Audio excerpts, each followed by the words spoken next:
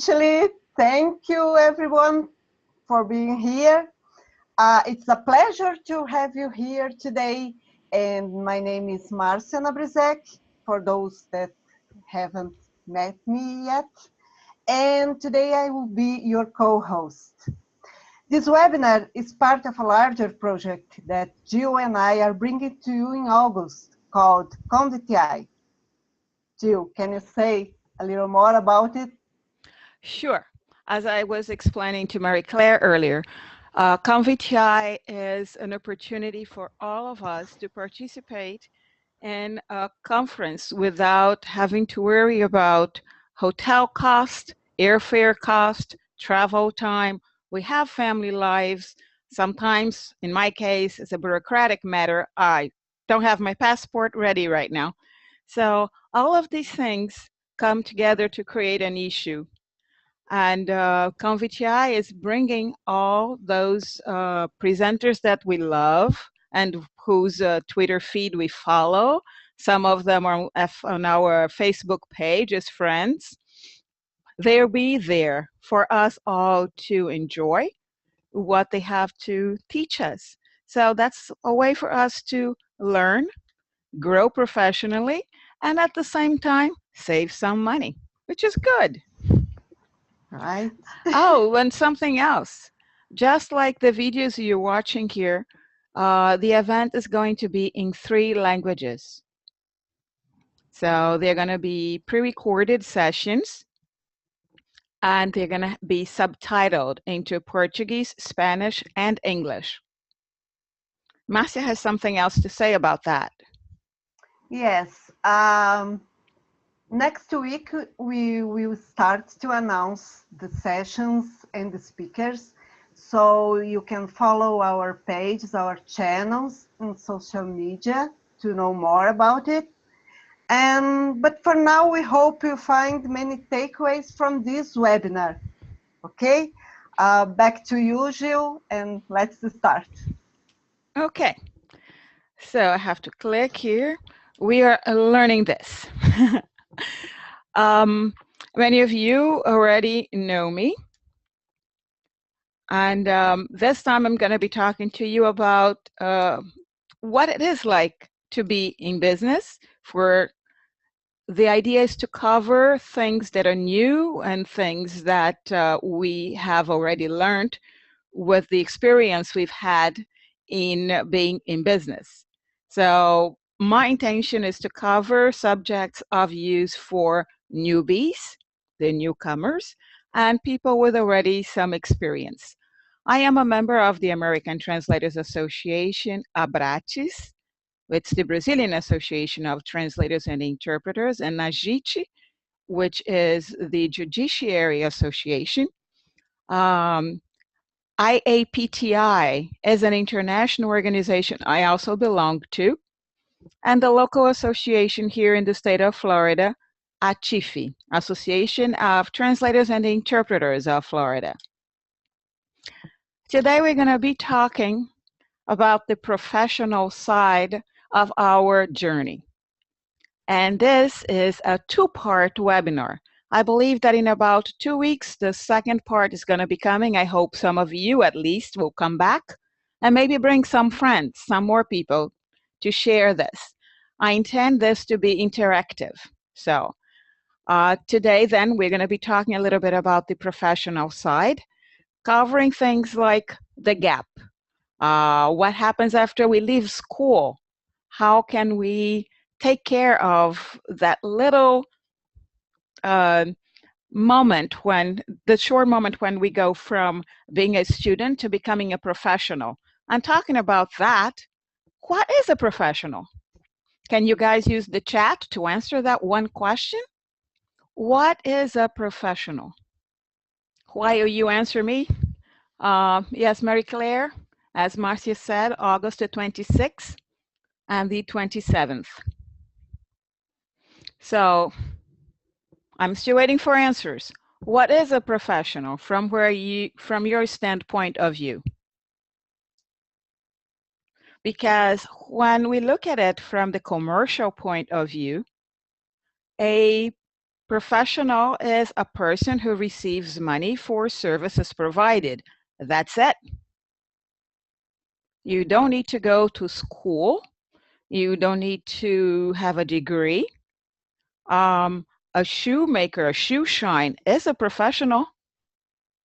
So what else? What makes you, specifically you, a professional? What is it that you give your clients that differentiate you from others?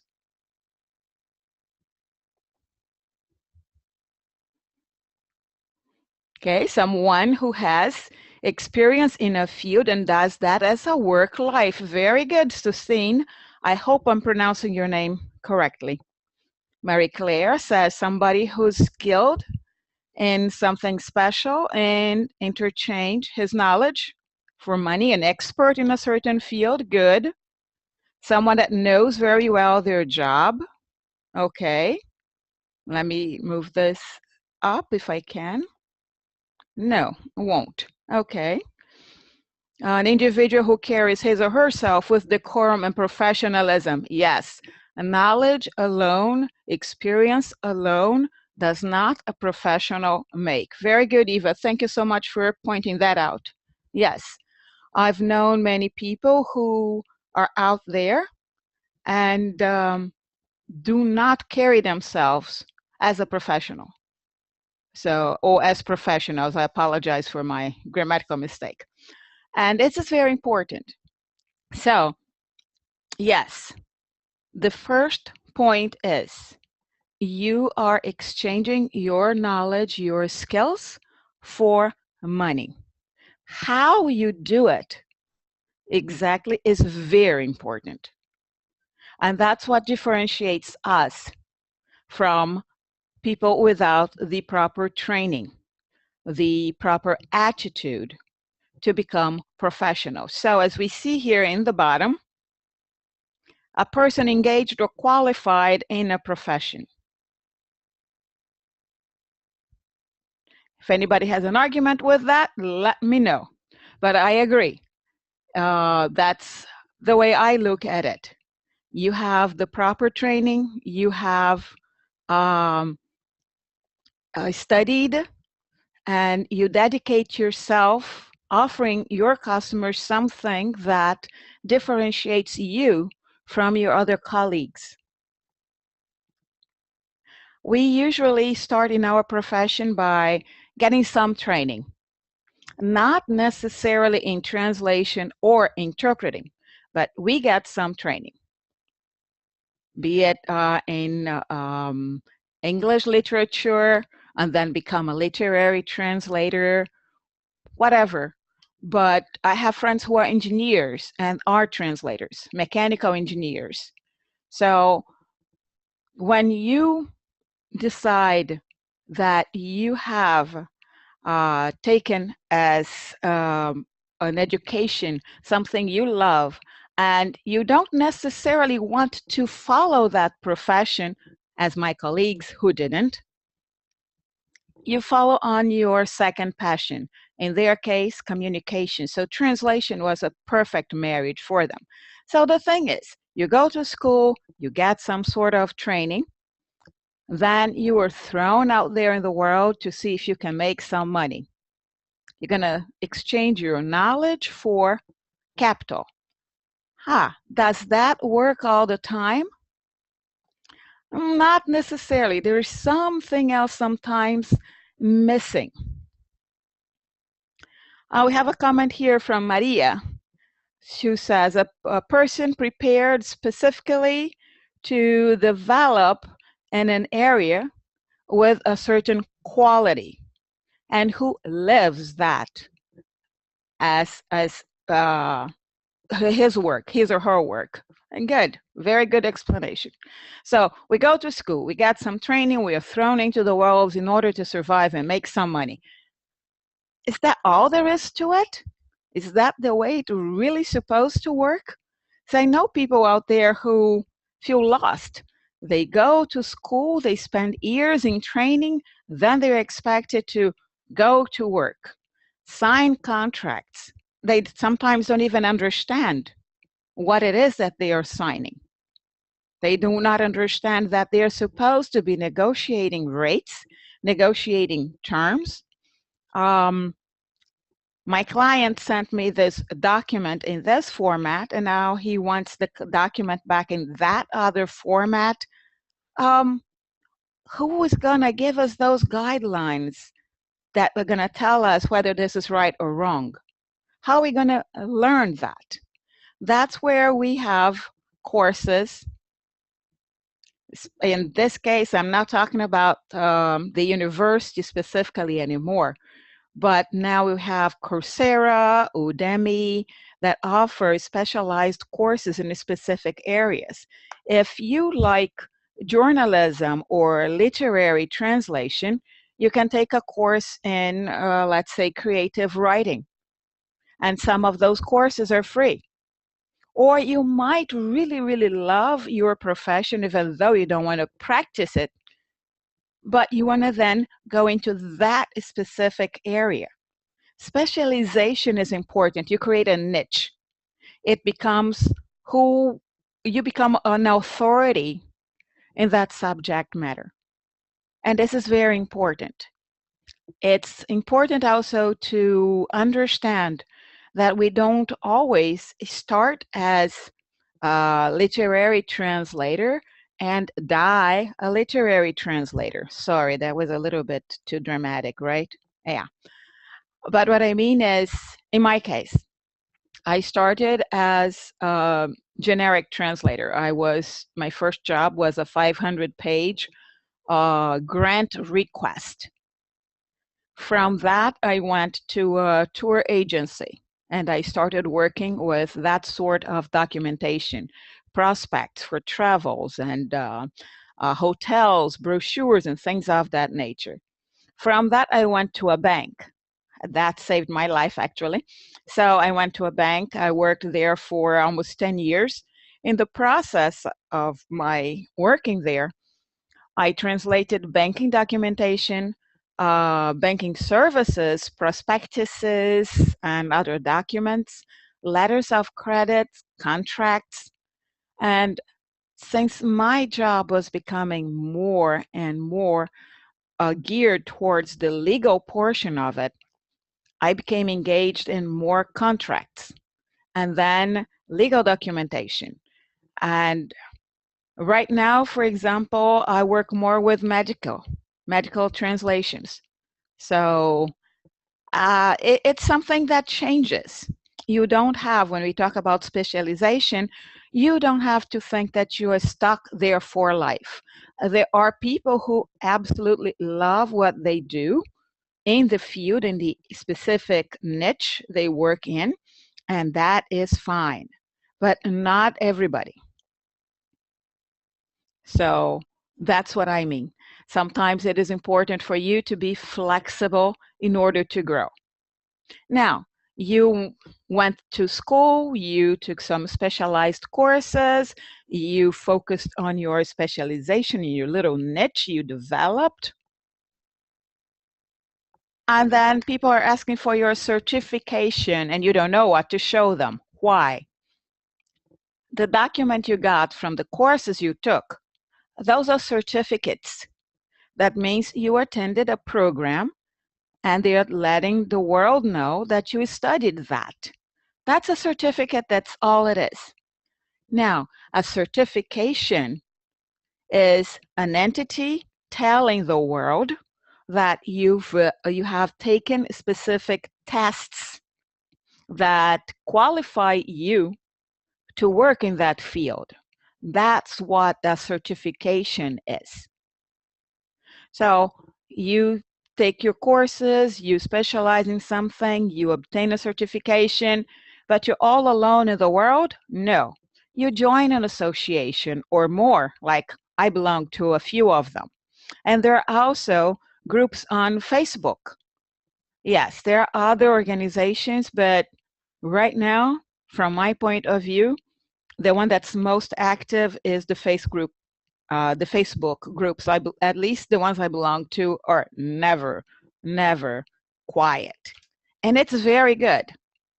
So let's go talk a little bit about associations. They can be local, national, or international.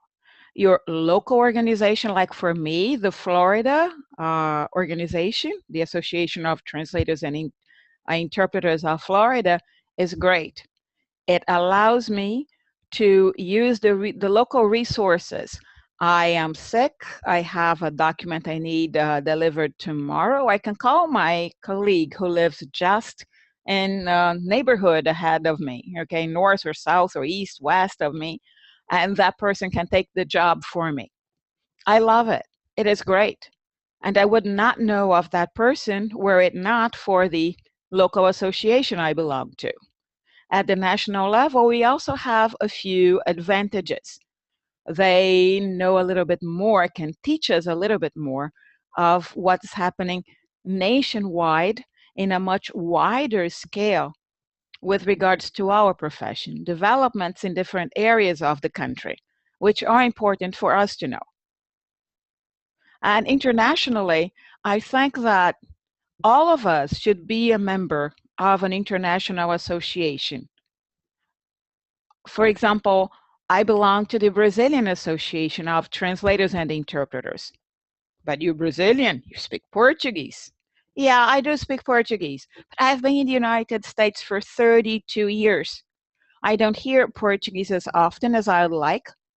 My written Portuguese all of a sudden developed an accent. I was writing English using Portuguese words, not Brazilian Portuguese, which is very different. So being a member of an international association allows me to gauge my development. I can participate in their events, engage with colleagues, and that has helped me a lot.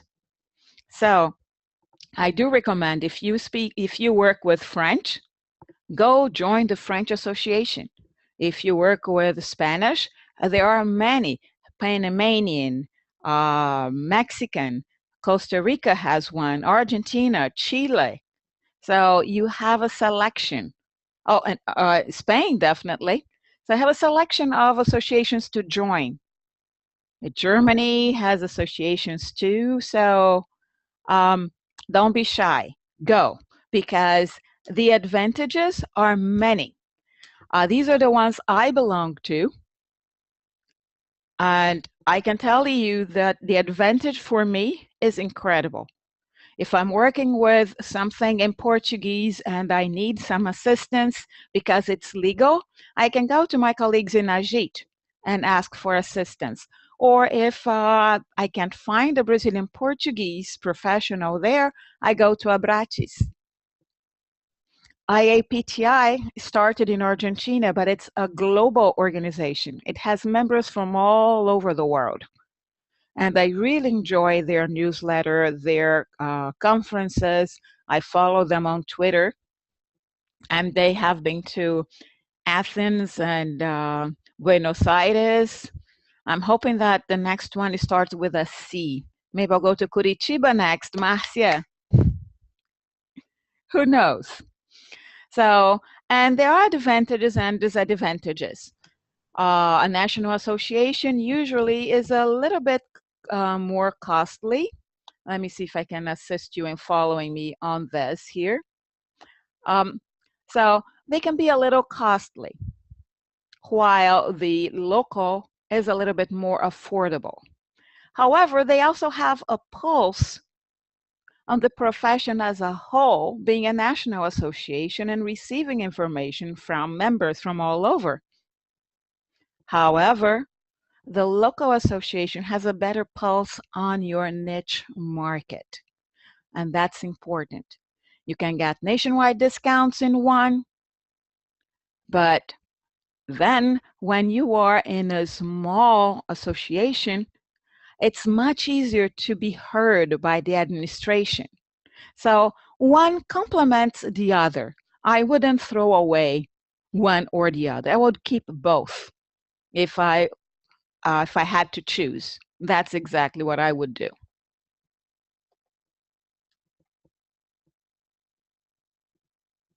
Does anybody have anything to say with regards to that? How many of you or members of different associations from different countries.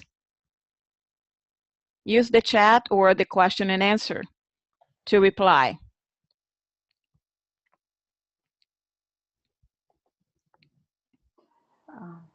Then Darinka, yes.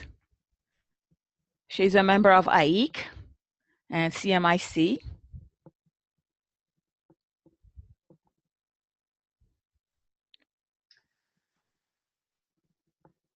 And Marie Claire, 1, 2, 3, 4. All right, that's the idea. Colegio de Traductores Públicos de Ciudad de Buenos Aires. Very good, right. Associations in the UK. Yeah, there are many there. Yes, they can be a bit costly. In this case, Natalie, one of the things I do is participate in groups like the Facebook groups I'm gonna share with you in a little while. And I'll help you with that. Lígia. Oi, Lígia. Tudo bom, meu amor? How are you doing? Good. Uh-huh. ACAT. Okay, Martha. Asociación Costarricense. Okay, you got to tell me what that means. ACAT. Okay, some of these what? Eva, when you say explain some of these, let me see if I can allow you to speak here. Hi. Oh, I was just wondering if you could explain some of the acronyms and if they can say where the association is, what country or what state it is here in the US. Okay, that's one of the things I was going to ask, exactly. That's why I asked Martha to do the ACAT, for example. I don't know what that is. Right. Thank you. Right, okay. So the NCTA is the, let me remove you here. And you too. Okay, great. So the NCTA is the national chapter of the American Translators Association in Washington, D.C. The ATA is the American Translators Association. NAJIT is the National Association of Judiciary Interpreters and Translators, a place where people who work on legal documents and in courts congregate. And we also have a very good blog called The Najit Observer. So let me see. BRACHES is the Brazilian Association of Translators and Interpreters. Okay. Very good. Okay. Sostén. I'm hoping you're pronouncing your name right. I apologize if I'm killing it. My French is, let me see, very small. I can say, je m'appelle Giovanna, je n'ai pas parlé français. That's it. So AATI is the Association of Atlanta, right? The Atlanta Association of Translators and Interpreters. There is a Colombian association, the Asociación Argentina de Traductores e Interpreters, the Argentinian Association of Translators and Interpreters, right? Colombian Association, el Colegio Mexicano de Intérpretes de Conferencia, right? Is the Mexican, I would call association because it's not necessarily a school of translators and conference interpreters, I apologize. So it's the Mexican Association of Conference Interpreters. Then Colegio de Traductores Públicos, la Ciudad de Buenos Aires. It's the Sworn Translators Association in the city of Buenos Aires. Okay. We have, oh, thank you very much. Très bien. All right. So that means I didn't kill her name, which is good. So there are many associations.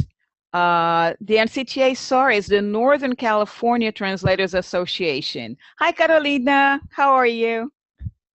Okay, so as you can see, there are many different places, many different associations you can join.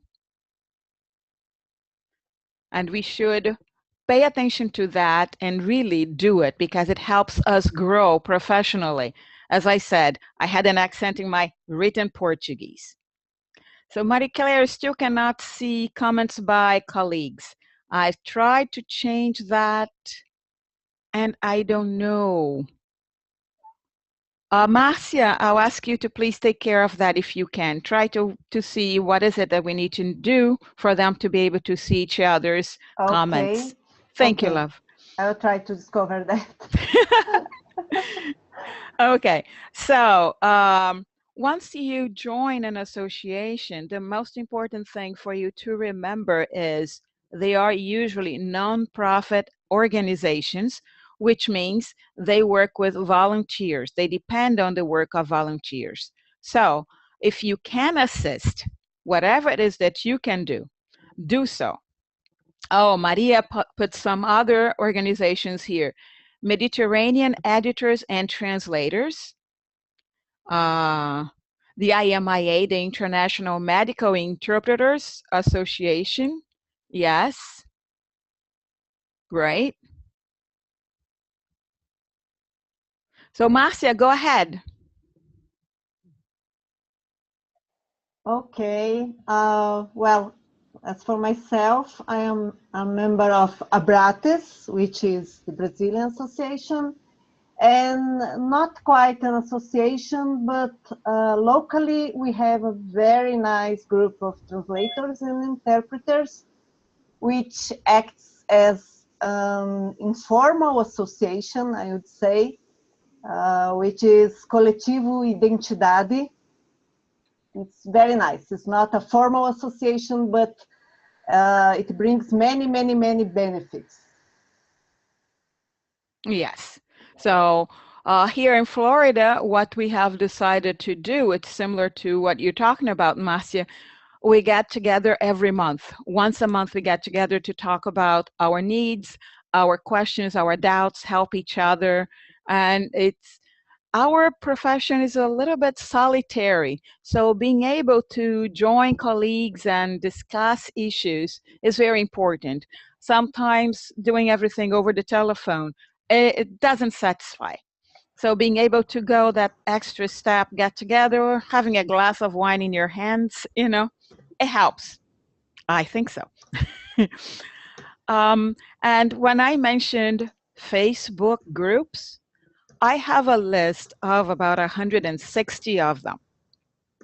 So you have medical groups, Translators with Life, it's a Portuguese group from Portugal, that is. Translators, interpreters, and curious individuals. Okay, the German groups. And if you want to find out, you can do a search on Facebook using translators or interpreters as your keyword in the language you want to find the group in. So we have French, and then we have Spanish. So the groups are there. I belong to a group of gardeners. Can you believe that? Gardening translators. And what is important about all this variety? All that you can share. Marcia was telling me that there is a group for crochet translators. Translators who crochet or knitting. Oh, knitting, not yes. Crochet, knitting. Not crochet. Cool. Yeah, similar.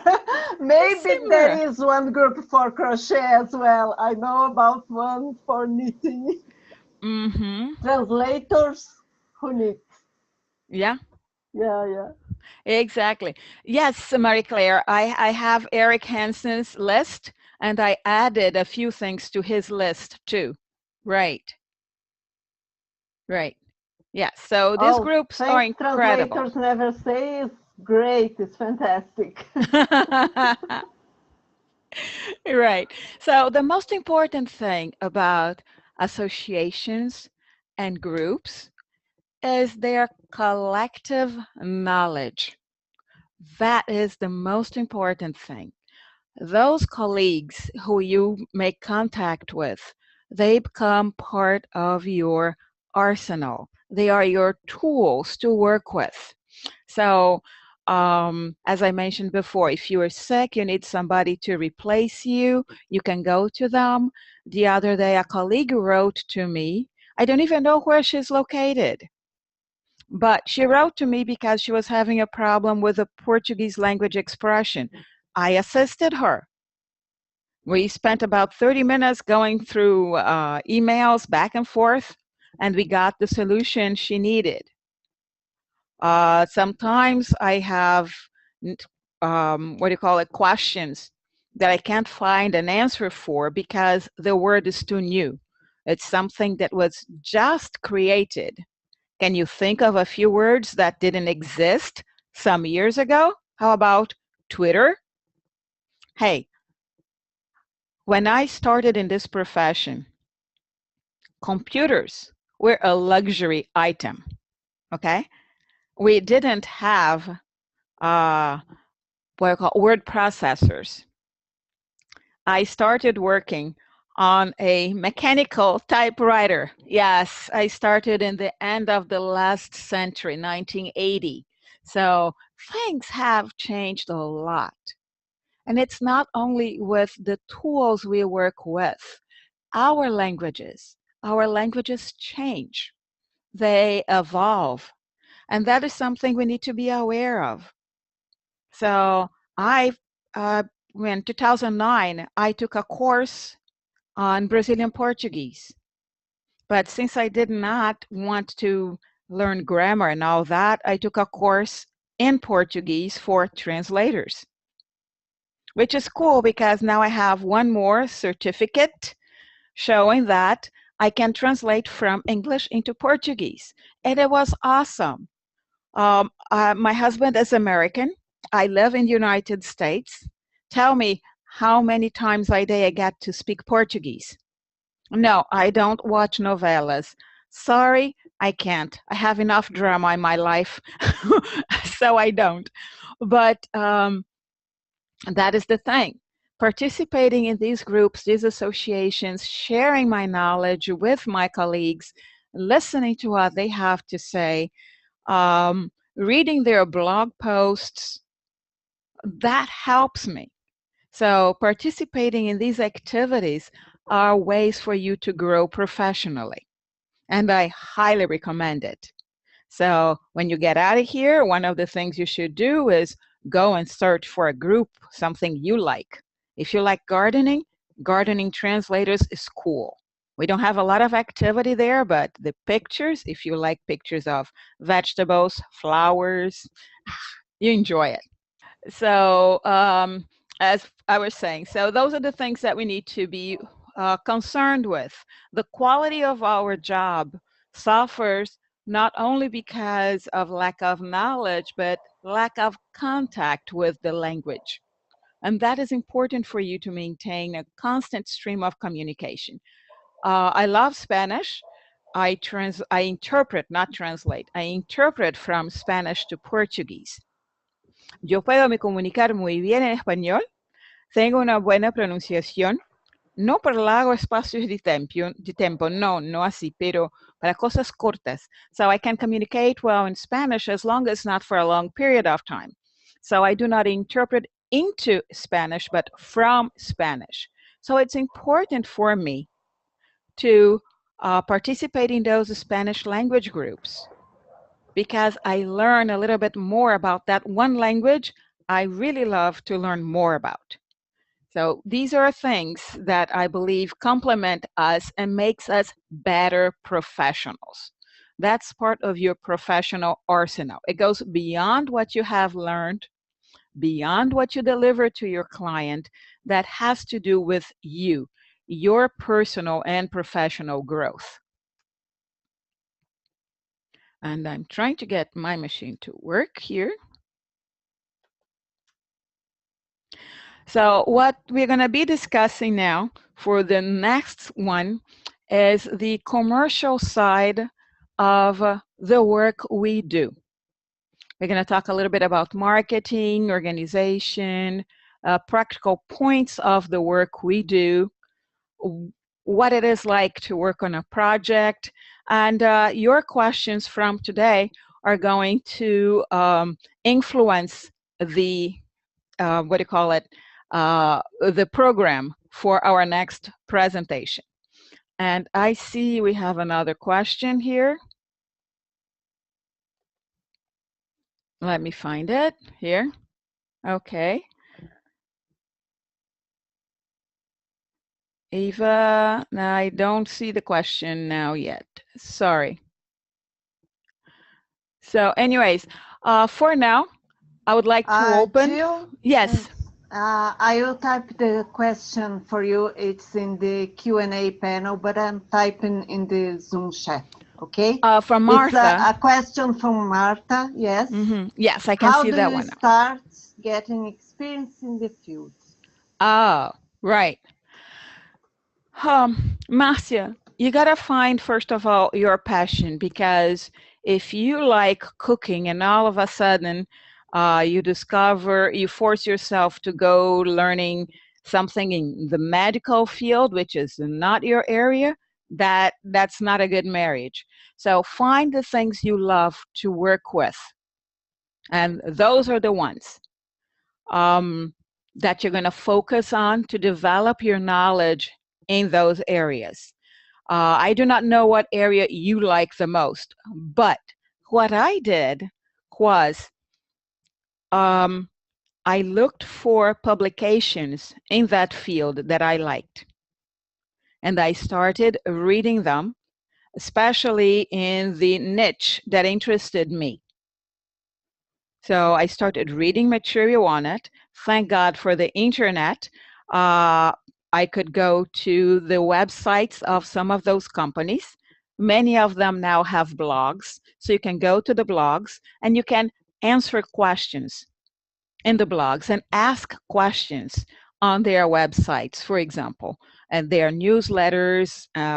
You can answer letters to the editor, and you can, through research, increase your knowledge. Now, I would add to that proofreading and editing.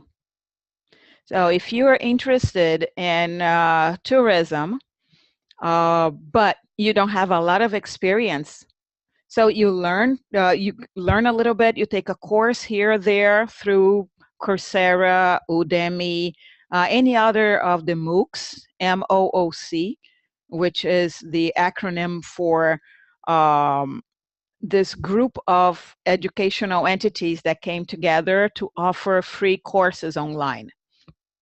So you join them, you can take courses there that will help you with vocabulary. Find these Facebook groups, for example, and see if there is one in the area you're interested in. There are groups for healthcare, for example. I belong to one in English and one in Portuguese because I'm interested in that area. And we share terminology, we share glossaries and experiences and articles and developments in the field. And proofing and editing work for your colleagues. That's what I meant, I was going into, and I got distracted. So if you do proofreading and editing for your colleagues, that will allow you also to learn more. That's one of the first steps I did when I wanted to change fields of specialization. So I was working at the bank, doing a lot of prospectus work. Then we had to get letters of credit translated. I did not have the experience, but I had a colleague who did. I had her do the translation, and I did the proofreading and editing. This way I learned from her, and that helped me a lot. That assisted both of us. So you're interested in interpreting. Okay, you need to get interested, getting involved with interpreting groups. You're gonna find them also on the internet. AIC has a Facebook page called Interpreting the World. I do not know where you are located. In the United States, they have the Arizona School University of Arizona, sorry, they have the National Center for Interpreting there. They focus on judiciary interpreting. They also have the Monterey Institute. They focus on consecutive for judiciary and non-judiciary, medical being one of them, and conference interpreting. It's a lot of information in both these places where you can learn a lot. There are some online courses for interpreting now, for example. Glendale, I think it's Glendale School. It's in Canada. Somebody who has the right name, please write it down. But it's a school in Canada that offers a master's degree in interpreting. The University of Florida here in Miami has a program on interpreting and translation, but for Spanish only. And Miami-Dade College, also here in Miami, offers certificates in translation and interpreting with focuses on medical and judiciary. Depending on where you are in the world, you're going to be able to learn a little bit more about it. Let me see. Glendon, yes, thank you, Glendon. Elizabeth, you're studying at NYU. Okay, very good, but that's for translation. How about interpreting, Elizabeth? Do they also teach interpreting? Let us know if they do. Okay. Andrea, Viaggio, that's Italian. Could you repeat the university? You can courses on judiciary interpreting. Yes, that's the University of Arizona, the National Center for Interpretation. Yeah, Florida International University in Miami, also Miami-Dade College here. Oh, the University of Maryland. AIC offers training courses. Yes. AIC has a lot of training courses and a lot of material on interpreting. That's very interesting. For those who are interested in medical interpreting, I recommend the International Medical Interpreters Association website, imiaweb.org. Okay, and Yolanda is sharing here with us that NYU has a program for legal interpreters, which is very good to know. I didn't know that. So the IMIA, the International Medical Interpreters Association, has a list of training courses and some universities that offer programs for training interpreters. So I suggest going to their website. I'll repeat, imiaweb.org. And you can learn a lot over there with regards to medical interpreting training, okay? Maria tells us that the Attorney General .just.gov, okay, I'm gonna copy that and try to put it for everybody to see here. Okay. I'm copying, Jill. Oh, thank you. I'm copying already, okay? Oh, thank you, love. Thank you. For the IMIA, yes, I'll put the link for the IMIA there too. Let me see if I can. Marcia, did you get that? Let me see if I can write that for. Sorry, which one do you need? Okay, the www.imiaweb.org. I'm sending it to you. Okay. So you can, oops. If I learn to type, that helps.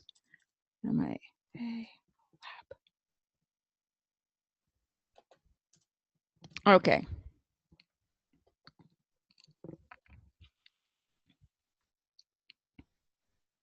Right. So I suggest then the cross-cultural communication. Marjorie Bancroft. Right. Thank you very much, Susanna. Exactly. The cross-cultural communication is cited in the IMIA website. It is mentioned over there. That's one of the reasons why I suggest going to the IMIA. I can't remember all the names. But yes, Marjorie is wonderful. And I totally trust all the things she does. She's very, very good. And we have here Adelphi University in the New York area has a program for Spanish and English translation. Good. That is very common. Spanish and English we find everywhere. Try finding French and Portuguese, or Spanish and Italian, or I don't know, German and English. It is very frustrating, but it's very difficult to find programs that work with languages other than Spanish. That's another reason why I joined BRACHES. They have loads of programs. They are always offering courses, and I'm participating in everything I can. Plus, they have an awesome conference every year. I simply love going there. Not only because it's Brazil, but it's like a family reunion. You go years without seeing your colleagues, or months, depending on how often you go. And being able to go there and join those people, learn from them, share your knowledge is great. It is just great.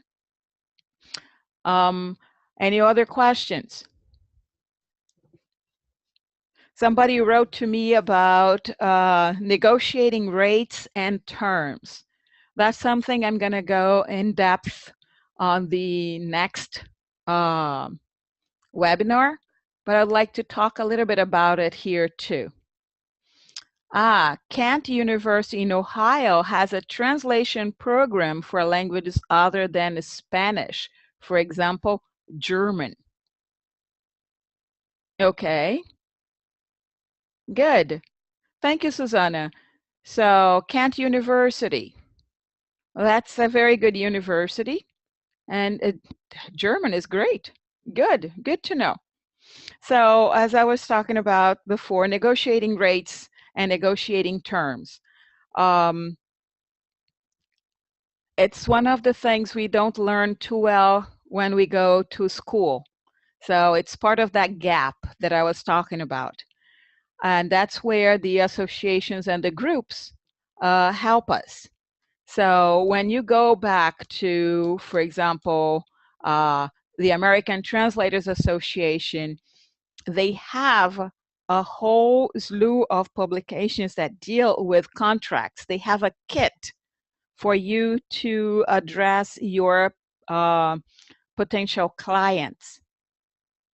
So that is the result of the studies, the work of many people, experiences, many years of experiences of different professionals that have come together and created that little kit that allows us to skip at least this step of getting burnt, right? Which is very good. Oh, Darinka, thank you very much. I'm so sorry you have to go, but thank you. Oh, lunchtime in Mexico. I envy you. Love in Mexico. So those associations have resources that will help you improve not only your knowledge, not only your marketing of yourself, because they offer directories. They also, some of them offer, like not BRACHES, I mean the American Translators Association, they have a business kit. They also have a publication called Translation Getting It Right. It is free on the internet. You can put it on your email link there in your signature for your clients. They also have one called Interpreting Getting It Right. You can also use that on your link. I have it on mine, which is very important because sometimes clients want things and they don't know exactly what they want. And we need to learn to educate them. And through groups, associations, colleagues, we get to learn what to say, how to deal with clients, how to handle difficult requests everybody has the non-paying client. Everybody has been through that. So they also will give you some recommendations on how to avoid it. Many of them have sample contracts for you to adapt to your specific situation. And also, you can, through their specific services, they usually have discounts, obtain a errors and omissions insurance. You familiar with it? That's the professional liability insurance. And I have to cough, excuse me. So the errors and omissions insurance, which many professionals do carry and some clients request. So the associations will provide you that service with discounts. I know the ATA also provides us with assistance through Dun & Bradstreet to collect funds for when our clients find it difficult to pay us. You know, these are all important for you to know and find out on your own place. Oh, Rutgers University in New Jersey, Translation and Interpreting Program. Thank you, Diana Beatriz. Thank you. Another program for us. So this presentation is going to be available as a recording for everyone to, you can share, you can take advantage of this to share with your friends or take it down, download it so that you can. Ajá. Hey, Mirutia, ¿cómo estás? ¿Cómo están las Bahamas? Qué bueno. So you can then download the recording and you can listen to it again or share it with your friends. So I'm very happy that we have been able to have you here with us. We are getting to the end of our time here, and I would like to speak to you about, oh yes, there's another program. Sorry, Mirutia. Yes, that's right, in the Bahamas. They have a very nice interpreting program, and I could not have forgotten because Mirutia and I put it together. She did part of it, and I put part of it together with her, and this, yes, I am, exactly. Hi, Ligia. Okay, so yes, the recording is going to be available, and you're going to be able to then see more information. So going back to after we have gone through what we're going to be doing next and all the questions that you have already asked, this is how you can get in touch with me. My email, I'm also on Twitter. And if you want to read some of my articles, my website is down there. There is a link for it. You can go to geolester.com and check the articles that are on the website. Diana Beatriz also mentions here the Certified Interpreters Group in California, the Interpreters and Translators Groups on Facebook. Yes, I've mentioned those, yes. The ones in Facebook, yes. I didn't mention the one in California. Thank you. And here we have more information on our conference. So, Marcia, do you want to go take this on now and talk about ConVTI for all of us, please? Okay. If you want to know more information about ConVTI, I invite you to join us on social media because we are going to post a lot of information there, and also about our speakers, our sessions starting this next week. So please subscribe. You can subscribe in our website. You can follow us on Twitter and Facebook. And we also will be glad to answer any question that you may have about our event.